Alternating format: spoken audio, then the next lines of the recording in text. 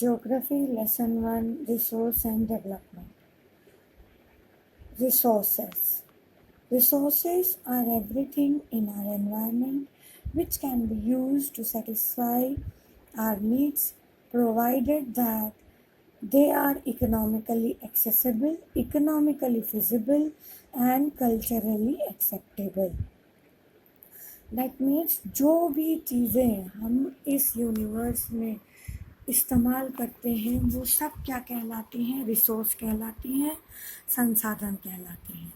इसमें जो 3 बातें ऐड की हुई हैं इस डेफिनेशन में वो ये हैं कि they are technologically accessible, economically feasible and culturally acceptable. तो इन 3 बातों का मतलब यहाँ पर आप समझिए। टेक्नोलॉजिकली एक्सेसिबल का मतलब ये होता है कि technology needed to use the resource must be available. जो टेक्नोलॉजी उस रिसोर्स को इस्तेमाल करने के लिए ज़रूरत है वो टेक्नोलॉजी अवेलेबल हो। Technology needed to use the resource must be available so that we can extract it. जैसे कोयला है, अब उसकी खदान में से उसको निकालने के लिए जो टेक्नोलॉजी का इस्तेमाल होना चाहिए वो टेक्नोलॉजी अवेलेबल हो, तभी वो रिसोर्स कहलाएगा। And make proper use of it. और फिर उस रिसोर्स को यूज़ करने के लिए जो टेक्नोलॉजी का इस्तेमाल हो वो भी अवेलेबल हो, तब वो रिसोर्स क्या कहलाएगा? Technologically accessible. दूसरा है economically feasible, means we must have enough money to use it and to extract it. उस रिसोर्स को इस्तेमाल करने के लिए पैसा, और अगर किसी खदान में से उसे निकालना है तो उसे निकालने में जो भी पैसा लगे वो पैसा अगर हमारे पास है तब हम उस संसाधन को संसाधन कह सकते हैं, यूज़ करने लायक कह सकते हैं। तीसरी चीज़ लिखी हुई थी इस डेफिनेशन में, culturally acceptable, which means it must be accepted by the people. IT must not disturb और hurt their sentiments। मतलब IT के लोग या जो भी टेक्नोलॉजी उसमें उस रिसोर्स को यूज़ करने में इस्तेमाल हो रही है वो वहाँ की जो लोकल लोग हैं उनकी सेंटिमेंट्स को हर्ट ना करें और कल्चरल ना उनके कल्चर को हर्ट करे, ना वहाँ की सराउंडिंग को हार्म करे। तब अगर वो रिसोर्स यूज़ हो रहा है तब वो सही मायने में एक रिसोर्स कहलाएगा। फिर आगे हम देखेंगे कि जब इतना वास्ट है ये रिसोर्स, इतना वास्ट है ये टॉपिक रिसोर्सेज कि जितने भी चीज़ें हम लोग यूज़ कर रहे हैं वो सब रिसोर्स कहला रही है। तो हमने क्या किया है, इन रिसोर्सेज को अलग अलग भागों में विभाजित कर दिया गया है किसी किसी आधार पर। तो वो आधार है, पहला देखें, कुछ बेसिस पे उनको डिवाइड कर दिया गया है रिसोर्सेज को। तो सबसे पहले हम देखेंगे on the basis of origin. On the basis of origin में जो सबसे पहला है वो है बायोटिक रिसोर्सेज। तो resources which are obtained from biosphere and have life, मतलब जिन रिसोर्सेज में प्राण हो, जो रिसोर्सेज जिंदा हो, जिनमें प्राण हो, वो कैसे, कौन से रिसोर्सेज कहलाएंगे? Biotic resources. तो इनके एग्जाम्पल्स क्या हैं? Humans, flora and fauna, fisheries, life stocks etcetera. ठीक है, सब जितना भी यहाँ इस लेक्चर में आप लोगों को बताया जाएगा, notes will be provided for that. यहाँ पे खाली आप लोग समझ लीजिए ताकि नोट्स को अंडरस्टैंड करने में, रीड करने में, लर्न करने में आप लोगों को आसानी होगी। क्वेश्चंस किस तरीके से पूछे जाएंगे वो भी मैं आगे चल के आप लोगों को बताऊंगी। दूसरा है on the basis of origin only, abiotic resources. इसमें है resources which are compose of non living things, जैसे जिनमें नेचुरल तो है लेकिन उनमें क्या है, जान नहीं है, प्राण नहीं है, जैसे रॉक्स हो गए, मिनरल्स हो गए, एट्सेट्रा। ये क्या है, एबायोटिक रिसोर्सेज के एग्जाम्पल्स हैं।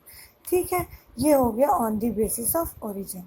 फिर होगा resources on the basis of exhaustibility, मतलब उनके ख़त्म होने की क्या चांसेस हैं, क्या वो हमारे पास हमेशा रहेंगे या खर्च करते करते करते करते उनका इस्तेमाल करते करते क्या वो कभी ख़त्म भी हो जाएंगे। तो इस बेसिस पे भी रिसोर्सेज को डिवाइड किया गया है। पहला है रिन्यूएबल रिसोर्सेज। रिन्यूएबल रिसोर्सेज में है resources which can be renewed by physical, mechanical और chemical process। अब इसका एग्जाम्पल क्या क्या हो जाएगा, solar energy, wind energy, forest, water etcetera. मतलब सोलर एनर्जी को एज रिसोर्स हम लोग कितना भी इस्तेमाल करें ये कभी ख़त्म नहीं होगी। Same is for wind energy. Forest, जंगल काटो, फिर उतने पेड़ लगा दो, फिर अगर हम उनको एक सही मात्रा में कह लीजिए या सही तरीके से इस्तेमाल करेंगे तो ये रिसोर्सेज कभी एग्जॉस्ट नहीं होंगे, कभी ख़त्म नहीं होंगे। नेक्स्ट है इसी में ऑन द बेसिस ऑफ एक्सॉस्टिबिलिटी में ही दूसरे रिसोर्सेज जो होते हैं वो कहलाते हैं नॉन रिन्यूएबल रिसोर्सेज। तो इनमें कौन से हैं, which take millions of years in their formation. क्या करते हैं, ये होते तो हैं फॉर्म लेकिन कई हजार साल लग जाते हैं इनको दोबारा बनने में। दे में एग्जॉस्ट, ख़त्म भी हो सकते हैं। ऑन एक्सेसिव यूज़, बहुत ज़्यादा मात्रा में इन रिसोर्सेज का यूज़ करने पर ये क्या हो जाएंगे, ख़त्म भी हो जाएंगे। तो इसके एग्जाम्पल्स क्या क्या हुए, कोल, फॉसिल फ्यूल्स, पेट्रोल एक्सेट्रा। ठीक है, तो अब इसका तीसरा जो बेसिस है जिस पे ये रिसोर्सेज डिवाइडेड है वो है on the basis of development. तो पहला कौन सा है इसमें, पोटेंशियल रिसोर्सेज। तो इसमें लिखा है, इसमें जो हमें पढ़ना है वो ये पढ़ना है, resources which are found in a region which have potential to satisfy human needs but their utilization has not been started because of technology is expensive। तो अभी हमने ये पढ़ा ही था कि रिसोर्सेस तब रिसोर्स कहलाएंगे जब जो टेक्नोलॉजी उनमें यूज़ हो रही हो वो क्या हो, एक्सेसिबल हो। तो पोटेंशियल रिसोर्सेज ऐसे रिसोर्सेज हैं जो रिसोर्स तो है, उनका इस्तेमाल तो किया जा सकता है एज रिसोर्स, लेकिन जो टेक्नोलॉजी यूज़ की जाएगी वो क्या है, बहुत एक्सपेंसिव है।